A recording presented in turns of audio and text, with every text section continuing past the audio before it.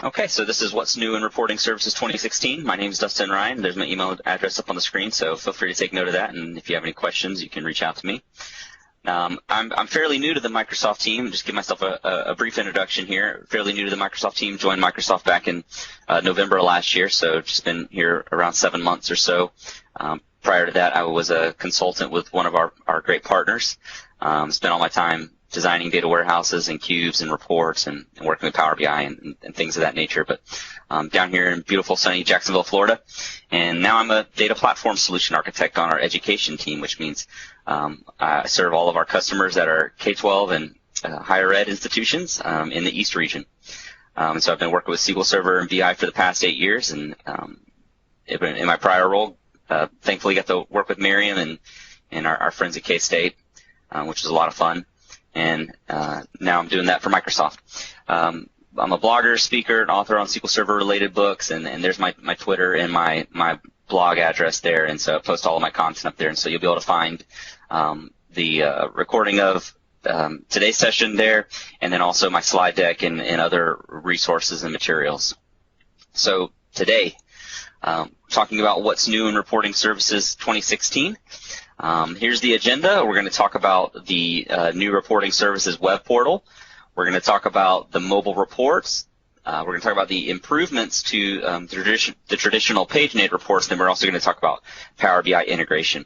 Now, there's some other improvements that are, some sort of general improvements that, we might discuss, or we may skip over some things. But these are the 4 main areas that we're going to spend our time focusing on discussing around, what are the new improvements in Reporting Services 2016. Now, the Reporting Service, or SQL Server 2016, just released just this month. So it went GA on June 1st, and so it's been generally available for just over a week now. And so I've had time. Thankfully, I've had time to get it downloaded, get it installed on my local machine, and get my Azure VMs updated, and so that way I can show you all the new cool stuff that's out. Now, if you've had a chance to play around with SQL Server 2016 Reporting Services, just type a little yes in the chat window, so that way I can kind of have a general idea of who's had a chance to play with it, and what is your level of exposure to the tool, and that way that'll kind of help guide our conversation here. So if you've had a chance to play with it a little bit, type a yes in the chat window, and that way I'm aware, and this will help guide our conversation. Now, if you have worked with reporting services for the past, I guess since 2008 R2, you know that there hasn't been any significant changes to the reporting services tool. Since 2008 R2, when they released, the new map visualizations, the new data bars and spark lines, and some other engages and things like that.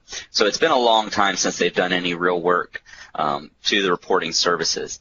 In 2016, reporting services is getting a complete makeover. Tons of new great features that really improve reporting services as a reporting tool, and there's a few different ways that it does that. One of the ways is through the improvements to the Reporting Services web portal. The Reporting Services web portal is now more of a one-stop place for you to get all of your important metrics, all of your important report types, all of your important visualizations in one place.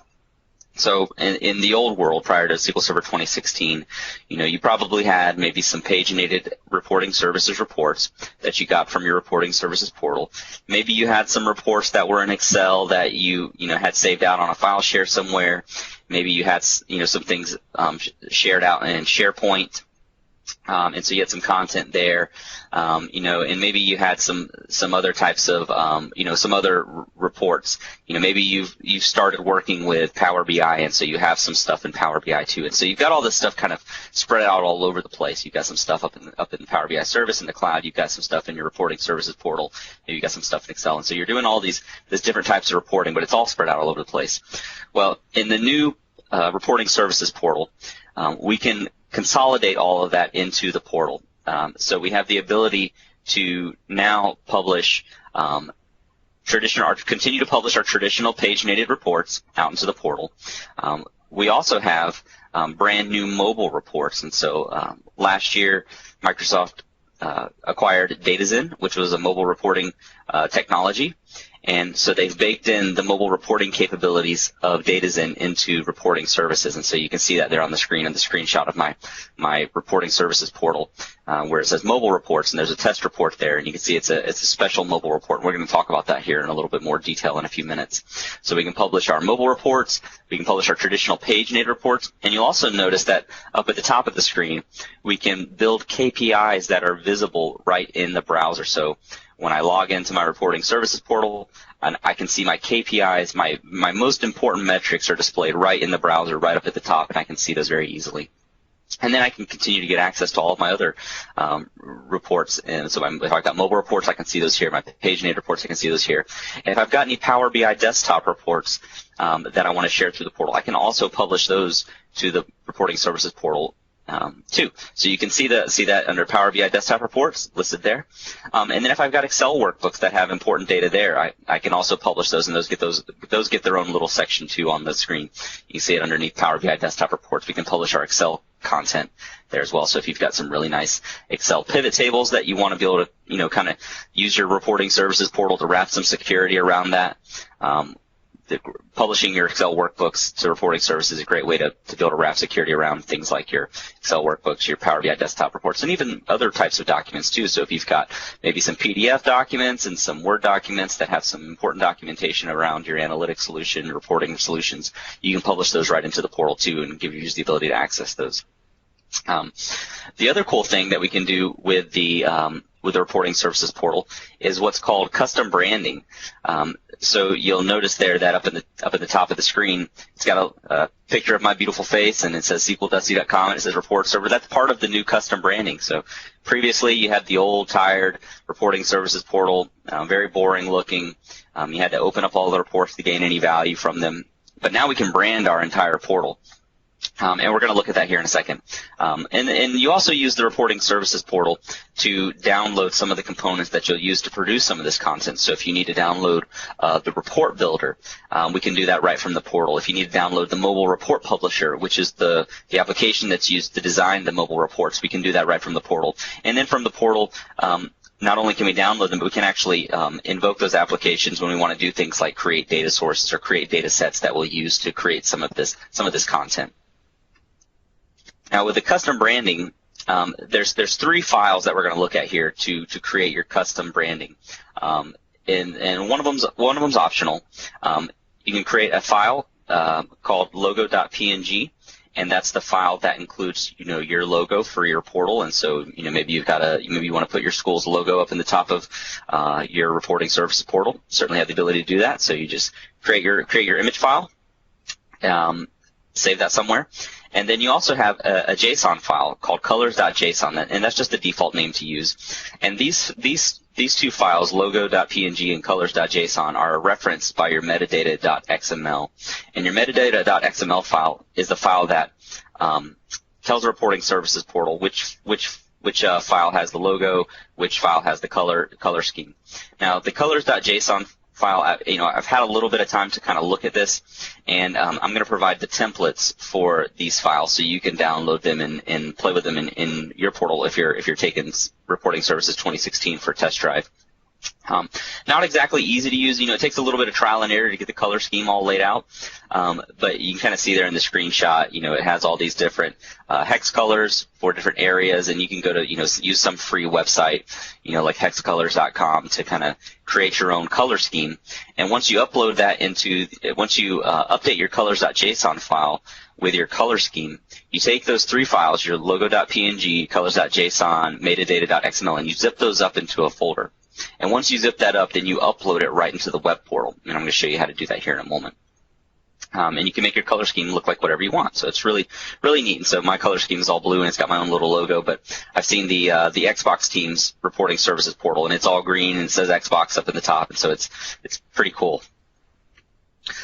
We can also build our KPIs right into the portal too, and we already talked about this a little bit. But KPI is short for Key Performance Indicator, and so these are sort of those indicators that show, red light, green light, yellow light, sort of sort of indicator, to allow you to very quickly and easily identify, whether this particular metric is meeting a successful threshold or falling below some sort of failing threshold. And the great thing about the KPIs is they're displayed directly in the SSRS web portal.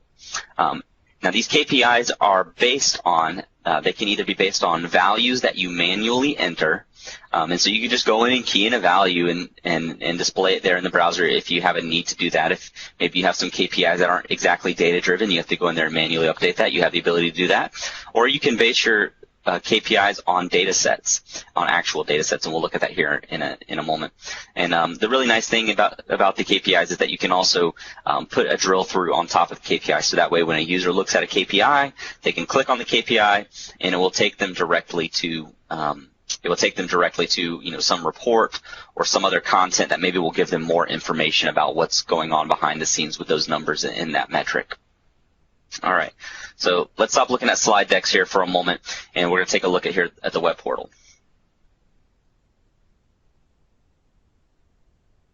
All right. Okay, so here's my reporting services web portal, and the first thing I'm going to show you here is the branding. So let me open up my file here that has the branding on it.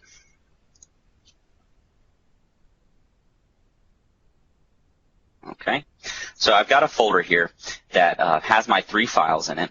I've got my logo.png, and this is just a logo that I created that includes, my website name and a picture and that type of thing. There's the metadata.xml file, and this includes the reference to the colors.json file. And so let me just open this up just so I can show you what this looks like.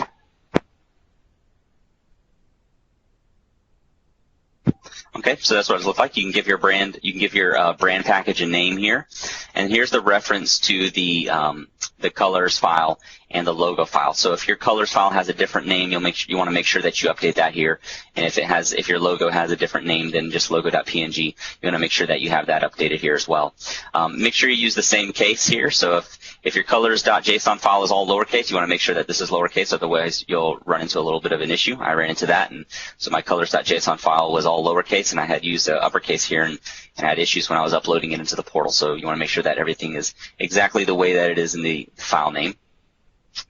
And so what you do is you take, oh wait, let me show you the colors.json file too here. Show you what this looks like as well. Okay, and so here's the colors.json file. Now I found that when I was creating my branding for my page here, that this section here that says secondary, this is the section here that controlled the colors of the main colors here of the web portal. Now I'm not sure what all of the other sections here, how they control different colors, but I basically had to go through this trial and error, changing colors, looking at the colors to figure out which section controlled which section in the web portal here. And I haven't found any documentation on exactly what all the different areas here do, but the secondary section here is the section that controls the colors of the main web portal. So I kind of wanted to give my portal a blue look, and so I went through here and just used a hex color tool online and came up with the colors and then used it to format my portal here. The other thing that you can also do is control the colors of the KPIs that are built into the portal. And so you can see here that I can identify a color for, what does good look like for my KPIs, what does bad look like for my KPIs, and what does neutral look like for my KPIs. And then you can also identify the contrasting colors down here too if you want to do that. And so like when I come into my student analytics folder here, you'll see here that I've got one KPI, and I've already identified that bad should show up as red, and if I have a KPI that shows up as good, I've actually, instead of going with the traditional green, wanted to see if I could change it, and so I made it show up as blue. And so in this folder over here, you can see I've got a neutral color, which is yellow.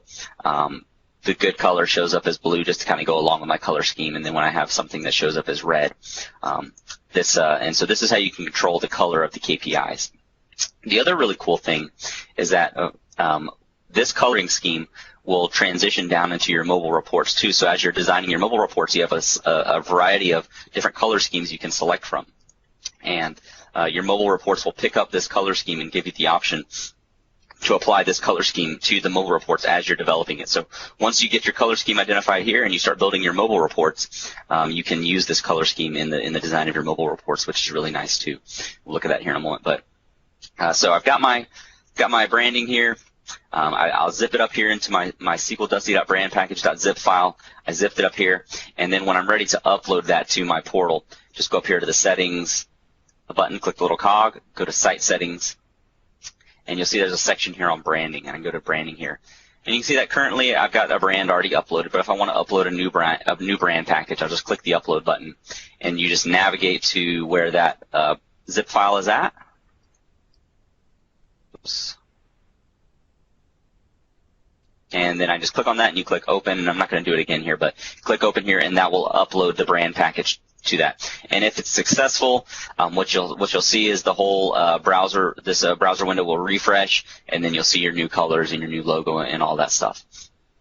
So that's really nice to be able to customize the branding. I know that was a really big request from the users to be able to customize the portal itself. Okay. Now, the other thing that we were talking about, some of the other enhancements to the portal, is the ability to create KPIs right in the browser.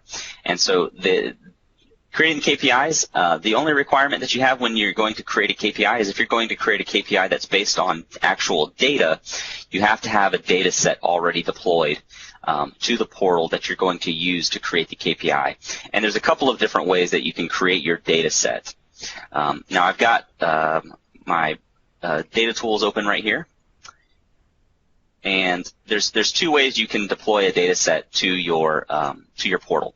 The first way is actually create a shared data set in your reporting services project. And so I've got a reporting services project here that I've just got a couple of reports that I put together to demonstrate the new capabilities of reporting services. And I've got a couple of data sources here too, but I created a couple of shared data sets. Now, when I create these data sets, I can then publish them to the portal itself. And so that's definitely one way to create a shared data set that you can leverage. You can use a KPI to leverage. Now, to just create a shared data set, I'll just show you, walk you through, show you what that looks like. I'll right-click on the shared data sets folder, click Add New Data Set, and I've got a query here that I'm actually going to use. And let me select my data source here. This is my K-12 data warehouse here, and I've got a query. And I want to point out a couple of things here with this query. And so we want to format the query in a way that it's actually going to provide the data that we need for the KPI itself. So let me minimize some of this so that we can kind of see that. You notice that there's two things here. There's three different fields here that I'm actually including in my results set here for creating the KPIs. I have a count of absences. This is the number of students that were absent in a given time frame. I have a count here of the absences for the same time frame last year, so that way I can kind of do a comparison of what do my student absences look like this year compared to the student absences last year. And then based on those two values, I've got a little case statement here that says that if the absence count is greater than or equal to 10, then I'm going to display a -1. Now this -1 is going to translate to the negative coloring on the KPI itself. So if I want to display a negative value, this field needs to show a -1. So if my absence count minus my last year's absence count is more than 10, that means that I've got more absences than last year, or more than 10 absences last year, and so I want to display this as -1 and show that KPI is red. If the absence count minus the absence count of last year is less than or equal to 10, then I want to show it as a 1. And that would be a green color. So if I've got less than or equal to minus 10 absences last year, it means I've got less absences, then I'm going to show a 1. We're going to show that green color, the successful color. Now in my portal, it's going to be blue, but the default value would be green. Otherwise, I want to show it as the neutral value, and that's what would be yellow. And so this is my absence, my KPI color criteria field. And you also have the ability to specify a trend. Now I don't have a trend here in this query, so I'm just going to use this here. Okay. All right. Oops, nope, and click OK. Let's run it and see what the results look like. Hey, Dustin, while this runs, can I ask you a quick question from the galley? Can mobile reports use data sources now, or do they still have to use a data set? Right now, you have to use a data set. So you write the query that has the data set, and then you publish the data set, and then in the mobile report, you then, when you're designing the mobile report, you identify the data set that you want to use to generate that report. You can also use an Excel file as a source for your mobile report as well. Okay. All right, good question though. Thank you.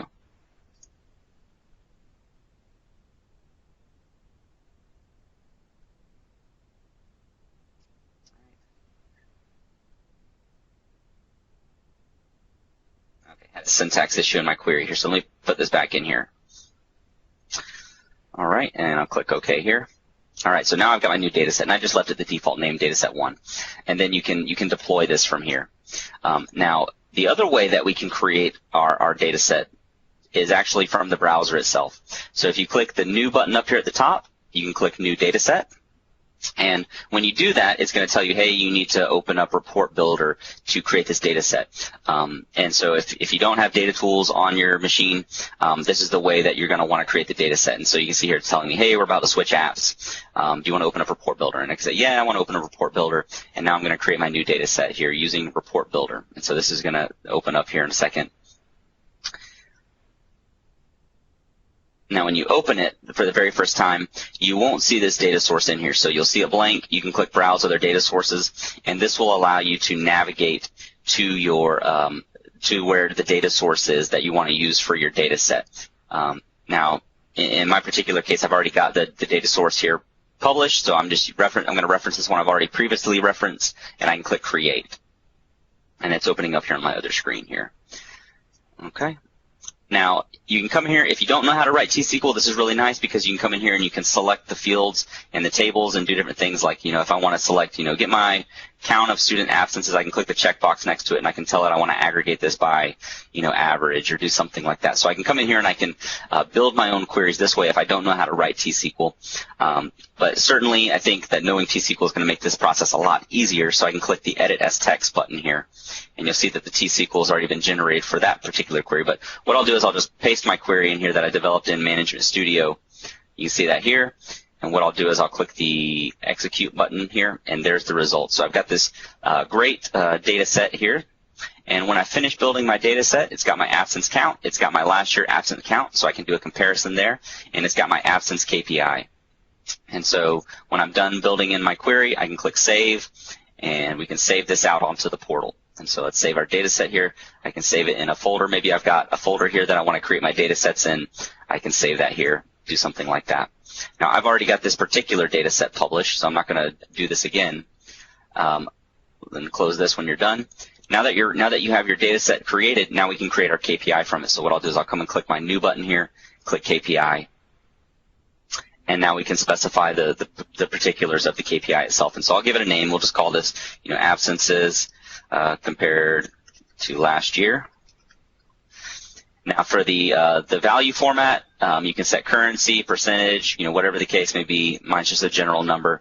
Now for the value of the KPI, I can set this manually. And so right now it's set to manually, but I can select the data set field too. And I'll click this button here and just navigate to where the data set is published to. There's my absence KPI data set. That's the one I published previously. And so for the aggregation here, I'm going to select sum. And in this particular case, I just have the one field, so it's not really going to matter, or the one row, I mean. And so I'm going to select absence count. So I want the value of the summation of the absence count to be what the value is for the KPI. Click that. Now for the goal, I'll give this a second to finish doing what it's doing. For the goal, I'm going to use a data set field here as well. For the goal, navigate to where that data set is at, my absence KPI, and the goal is to be better than what we were last year absence-wise, and so I'm going to select the summation of.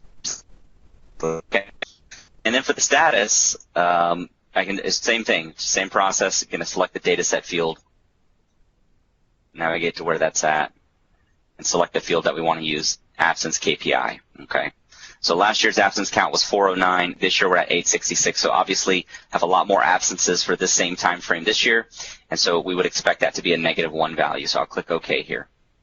Now, if I had some type of trend here, I could enter in this trend here, so that way I could also display like, some type of column bar or a bar chart here, or a line chart, or some type of stepped line chart, or an area chart. And so you have the option to do that.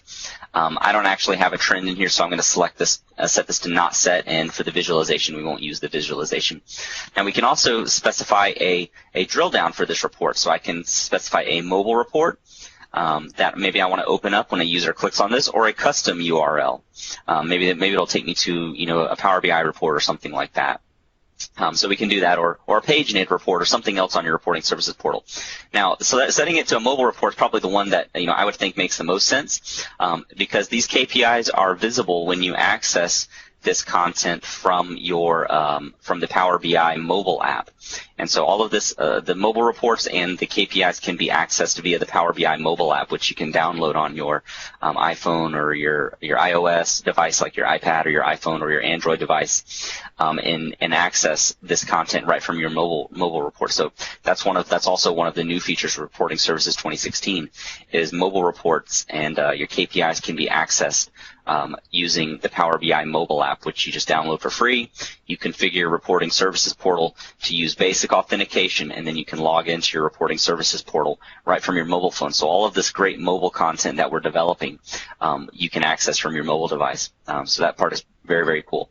So you can see here, there's my KPI. I'm going to set this to none, and then maybe I want to give it some type of description, and click create. And so that'll add my KPI there, and this is just the same one that I've already created here, so obviously it's duplicated here. But now I've got this really great KPI. It's right here in my browser. Now, the nice thing here is that we can take this and we can pin this to our favorites. And so I've got a favorites screen. So when I log in, I go to my favorites, I can see all of the metrics that I'm most interested in. So I might have KPIs from a variety of different data sources, and I might have reports from a variety of different data sources. I can take all those reports and all those KPIs, mark them as my favorites, the ones that I'm interested in. And so when I log into my portal, I go to favorites, I can see all of the stuff that I'm interested in one place, without having to navigate through the 25 different folders that maybe your organization has. So that makes things nice and easy as well. All right, so that's the basics of what I wanted to show you with the web portal. Now let's move on to the mobile reports thing, and then we'll continue to look at how the mobile reports work within the web portal. Now, the mobile reports are a brand new report type that is added into Reporting Services 2016. And these reports are reports that are completely different than the paginated reports. So in the past, in the previous versions of Reporting Services, we had the ability to create our traditional paginated reports, and you could view those, you could create some workarounds to view those reports via mobile apps, but it wasn't exactly graceful, because those paginated reports are not reports that are optimized for a touchscreen device. So if you had parameters, if you had drill through actions, you wanted to invoke those things, doing that from a touchscreen phone, very difficult. But these mobile reports are reports that are optimized for a touchscreen device. They're optimized for you to explore and navigate just using your thumb. And these reports are designed and developed using the SQL Server Mobile Report Publisher, which you can download right from the portal, very similar to how you do the report builder. And these reports can, of course, be viewed through your desktop in your web browser. And they can also be viewed through the Power BI mobile app. So whether you're using Power BI or not, you can download the Power BI app for free and then navigate to your mobile reports and use your mobile reports using the Power BI app for free. So very, very cool. And so we'll walk through how does this mobile reporting thing work. All right, so I'm in the browser here. If I want to download the mobile report publisher, you can go up to the top, click the little download button, and I can click Mobile Report Publisher here, and that will take me to the place where I can download the Mobile Report Publisher here. And you'll notice here that I've got the other options here too for Report Builder. If I want to download Report Builder, I can do that here. If I want to download Power BI Desktop and start creating Power BI content that I want to publish to Reporting Services, I can do that here, and then you can also get information here on the Power BI mobile apps. Now I've already got my Mobile Report Publisher downloaded, so I'm not going to open that up again. And I'm going to open that over here.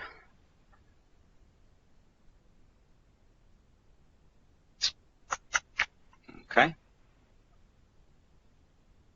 Let's open it up here on my other screen, so just bear with me here, guys.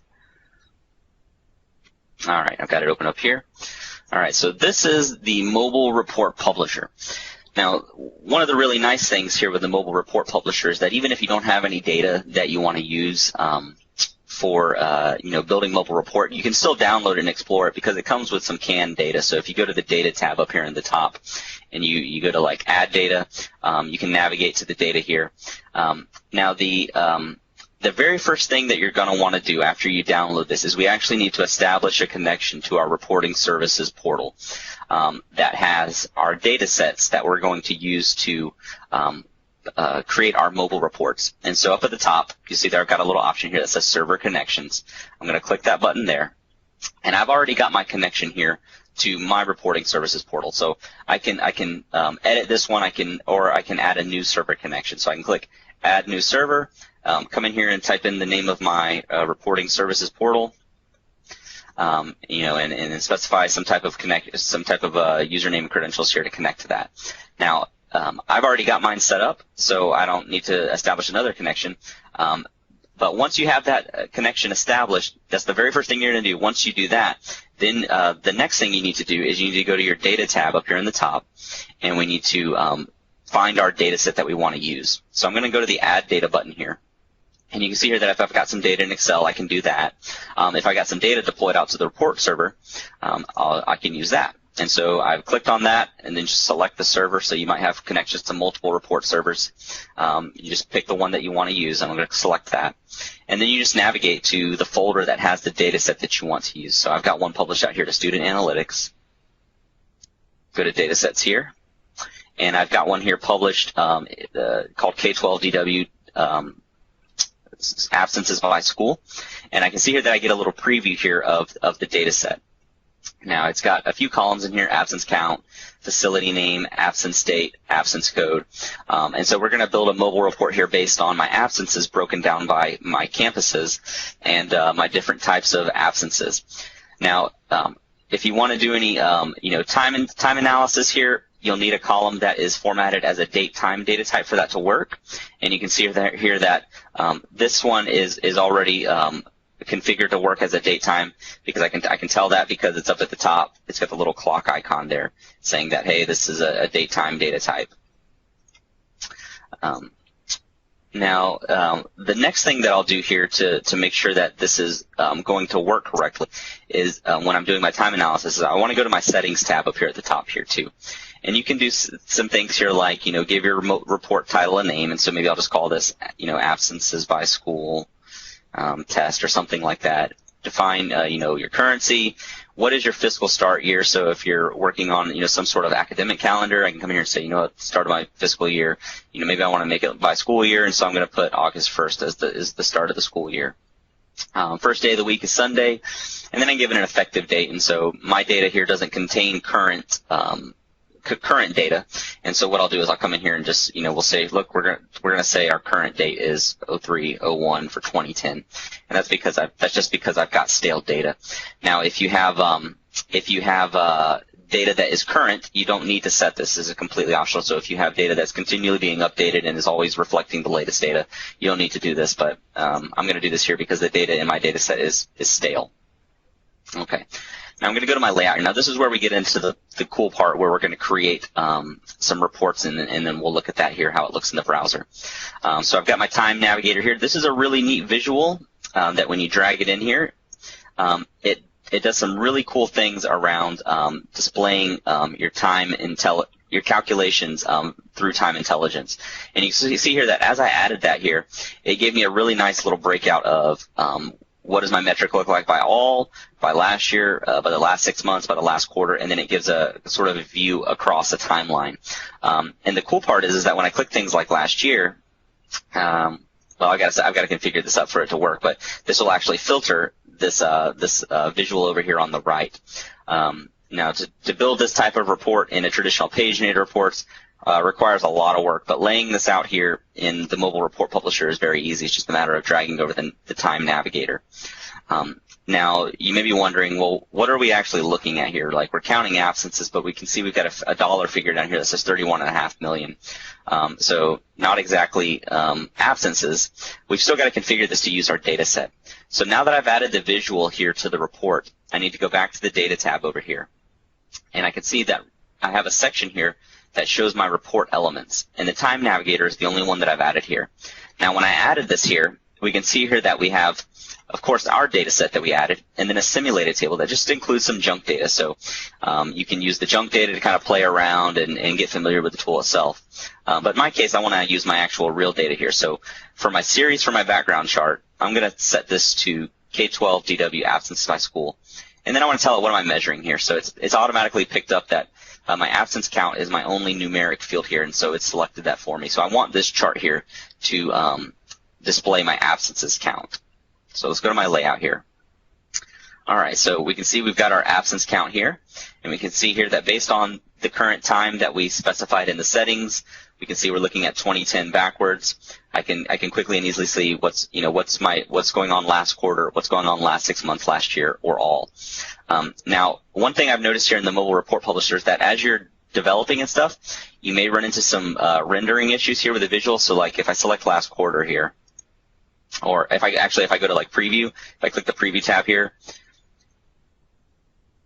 and do something like select this, oh, it's working now. Well, forget what I just said. Earlier I was running into some rendering issues here. And one thing I'll say about if you run into rendering issues here with the chart, that doesn't mean it's not working. Just get your chart built and then publish it to the reporting services portal and then take a look at it. So the cool thing is here is that if I want to look at what's going on last year, I click on last year, and you'll see here that this area over here automatically filters.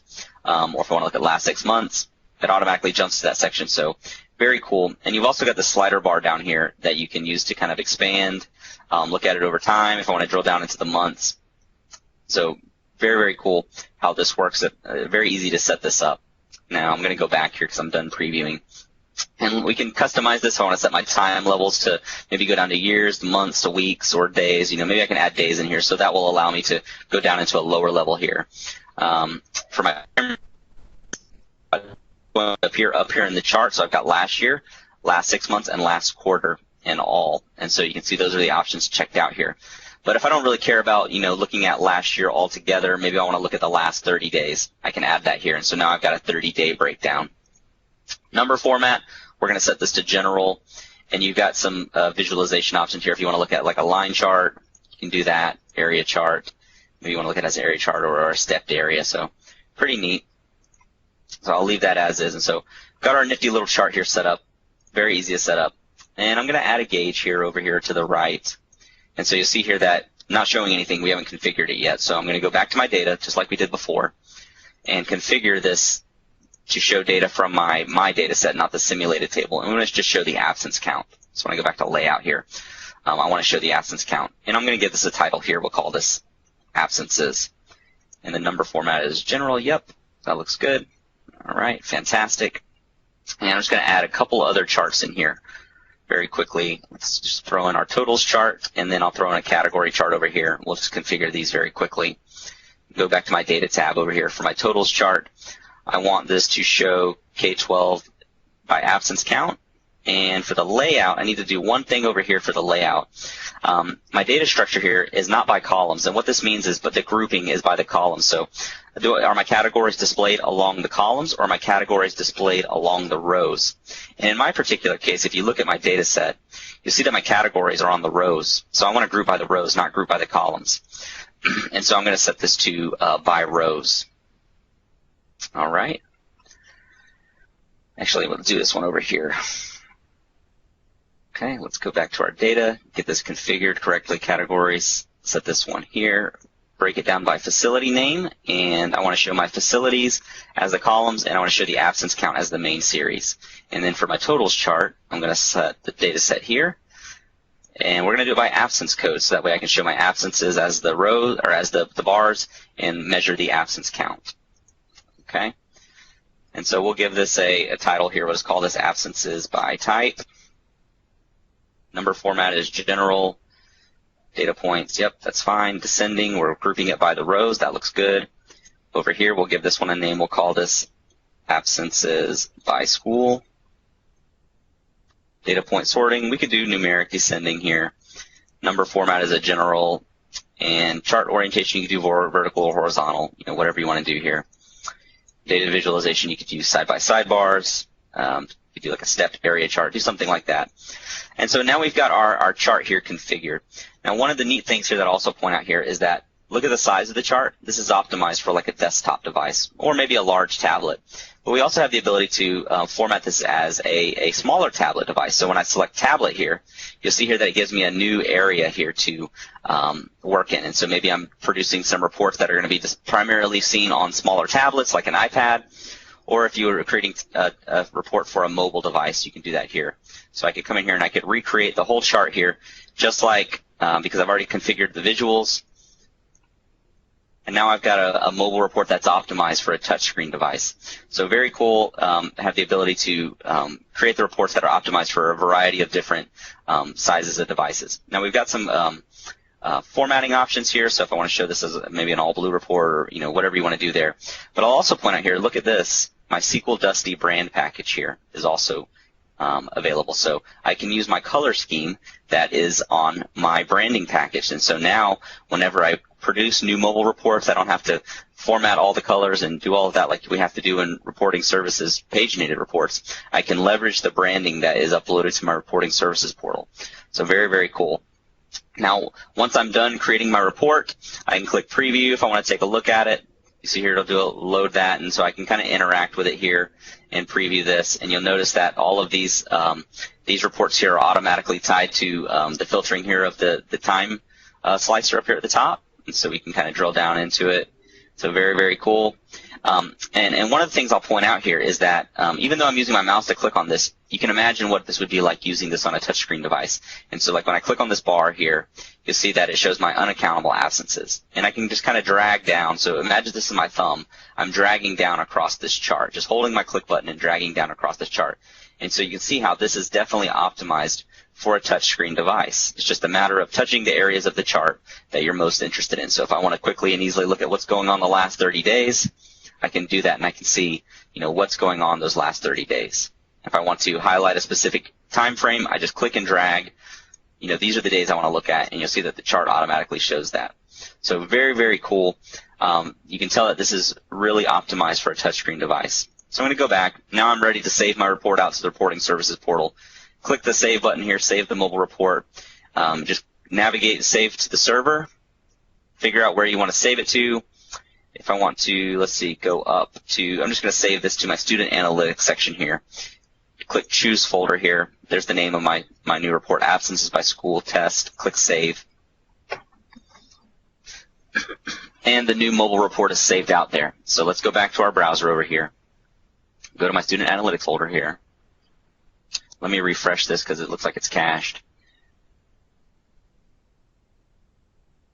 Okay, there's my new mobile report, absences by school test. And so when I click on this, this will open up the mobile report here in our browser. And I can continue to interact with it just like we were when we were creating the mobile report in the mobile report publisher. So very, very cool. Hey, now, Dustin. Sure. Handful of questions now. Sorry, I was waiting to jump in for you. Can you upload more than one branding package to your reporting services portal? Right now, I think it's just the one branding package per portal. I haven't seen any options or any talk of having multiple branding packages. That would be a nice feature to have different brands for different areas of your reporting services portal. But right now, like when you go up to site settings, you go to site settings and you have branding. This is a setting that's applied at the site level. So right now, I think it's just the one brand per reporting services portal. All right. A couple more questions kind of from previous moments in the demo, but one was around ADFS and if ADFS could be used. Yep. So, you have the traditional, authentication functionality that you have with reporting services portal. Now, for to leverage the mobile reports via the Power BI mobile app, you have to enable basic authentication, and that's just using a username and a password. So for that type of thing, accessing the mobile reports, via the mobile apps, that's just using basic authentication. For the other reporting requirements, you can enable Kerberos to handle your, passing the credentials down to the underlying data sources if you want to do things like, row-level security on like an analysis services instance and have, the user's credential passed down to analysis services. So you do have that functionality available. You do. Okay, that's good. Yeah. Evan, hopefully that addresses your interest, but I know you'll ask more if you have more questions. Jay has asked in a couple times here, specifically around mobile report data sets, whether it's limited in the number of rows that can be imported. And he found that it showed a limit between 250,000 and 1 million rows. Yeah, there is a limitation on the row count for the data sets. I don't remember exactly what that is. For the mobile report, you probably wouldn't want, anyway, you probably wouldn't want to use something like I've got, 200 billion records and I want to build a mobile report on top of that. The mobile reports are designed to be like a high-level dashboard. We're not drilling down into the underlying details. And so, from that end, I would, definitely think about optimizing your data sets. Data sets created for using with mobile reports and the KPIs are probably not going to look a whole lot like data sets that are designed for your paginated reports. Paginated reports can show a lot of detail, and mobile reports and the KPIs are designed to be high-level dashboards. And so with that in mind, I would build my data sets appropriately. Okay. Yeah, according to that, yeah. Very good. And it looks like Evan has actually responded further regarding ADFS, and when it comes, there's a link he in fact provided here that you can see in the chat window if you have a second. Okay, yeah, I can't, unfortunately I can't open it now. For some reason my chat window is locked up. But yeah, we'll follow that in the background, and then all right, I'll go ahead and turn it back over to continue, and I'll check in if there are more questions that come along. Okay, all right, great. Thanks, Jason. Good questions, guys. The last thing, let me just take a quick look around. I'm trying to make sure I got everything covered here that I wanted to cover. Oh yeah, we've got about 8 minutes here, and I want to quickly go through the last little bit of this content. So make sure we cover at least all of the things I wanted to cover briefly. There's also some additional improvements to the traditional type reports. You've got a completely new style for the charts, gauges, and maps and other visualizations. So if you're familiar with the way Power BI looks, you're gonna probably notice some similarities between the way Power BI and reporting services looks. You've got a couple new chart types. We can use tree maps and sunburst charts, so that's cool. We can also embed SSRS reports in web pages and applications with an iframe, so that's definitely a nice feature there. And we can also now export our reports to PowerPoint, which is really cool too. So I'm just going to kind of show you a couple of those briefly. Now I've got this is just an example of the new charts. You've got the sunburst chart and you've got the tree map chart. So if you're familiar with some of the new chart types in Excel and in Power BI, these are going to be you're going to be very familiar with these. And you just access these new chart types just like you do with your other traditional chart types when you're building your charts in reporting services. So you just drag over a chart, and you can just select the charts, and you can see the new chart types up here. You've got the tree map and the sunburst. And one thing I'll also point out here is the styling is very different now too. So like if you come over here to this other report that I've developed, and let me do a quick preview here. Pull this report up. Maybe I can pull it up faster here on the browser. It's taking a second to render. Oh, there it is. So you can see here how the styling is completely different. It's very Power BI-like, right? We've got the same sort of styling here around our line chart. Got a chart here with a little data bar over here on the right. some visualizations, and then a gauge here. It looks a whole lot like Power BI. And so they've finally given this a makeover, and now instead it doesn't look as dated. One other thing I'll also point out here in the designing of the reports is up here you have the ability to customize the positioning of your parameters to an extent. So previously you couldn't do that. You couldn't move parameters around. There's listed in order, but now I can insert columns to the right. I can insert, and then I can move my parameters around. So if I want to put my facility parameter over here, I can do that and leave my school year parameter there. So you've got the ability to kind of push those things around as well. So that part is pretty cool. Now, in the my data set is down here, and I don't know if my instance is running. Let me see if I can if these will come up here. No, I haven't got my login over here. There was a couple other things here that I wanted to show you, and unfortunately, let me see if I can set my data source up here, fix my data source quickly, so that way I can show this to you. All right. I'm just using my own credentials here, and I actually updated my password, so that's why this is broken here.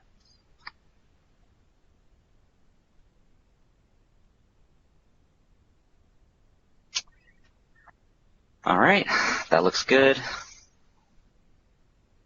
All right, let's go back to my report here, see if this will open up now. I think we're in business here. All right, great. Now then from here, one of the cool things you can do is you can actually export this to your PowerPoint deck. And so when I do like an export to PowerPoint, this is going to create a brand new PowerPoint slide deck. And each of the individual visuals in my PowerPoint slide deck or in the report actually become individual options on the deck itself. So like if I want to move things around, I can grab just this gauge, move it around. I can grab my my title, I can grab this visual, and I can move things around, and it makes putting together a PowerPoint slide on these visuals here very, very nice and easy. So that part is pretty cool. Now, one of the other things here is that if you have if you have Windows authentication set up for a particular data set, these will actually be interactive, and so you can actually have a live report that will update based on the data set itself. So that part is pretty cool too.